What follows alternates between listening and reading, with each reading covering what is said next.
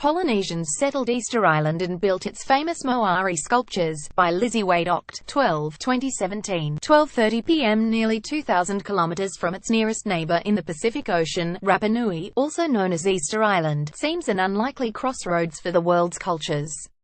But in recent years, some scientists have argued that the island's first inhabitants, Polynesians who settled there by 1200 CE, may have sailed all the way to South America and back, making contact with Native Americans long before Europeans.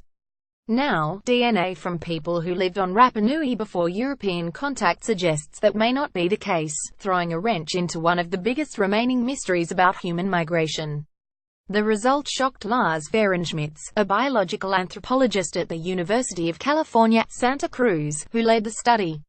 When he sequenced genomes from the rib bones of 5 individuals who lived on Rapa Nui before and after European contact, he expected to find a population with mixed Polynesian and Native American ancestry.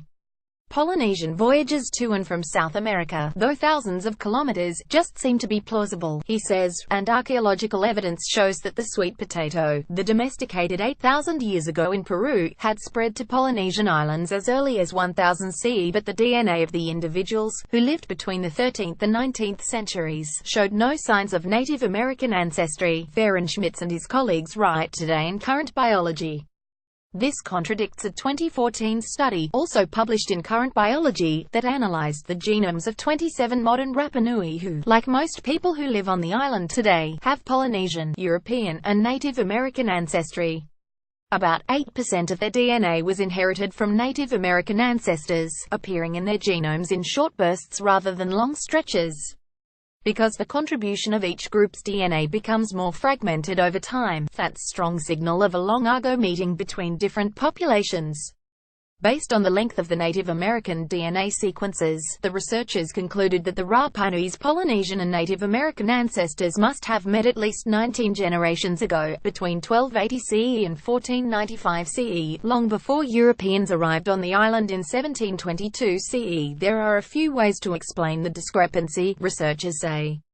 The most likely, says Anna Sapfo-Malaspinus, a population geneticist at the University of Lausanne in Switzerland who led the 2014 research, is that when the pre-Columbian individuals Fehrenschmitz analyzed were alive, contact with Native Americans was recent and their genetic signature hadn't yet spread to the whole population of Rapa Nui.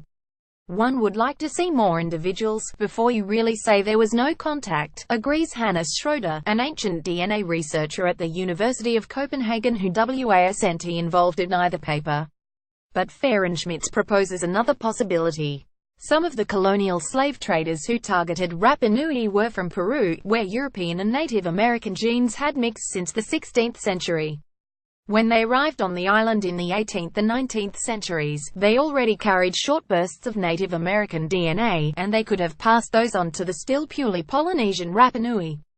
That might have made it look like contact between Polynesians and Native Americans happened long before it actually did, he says.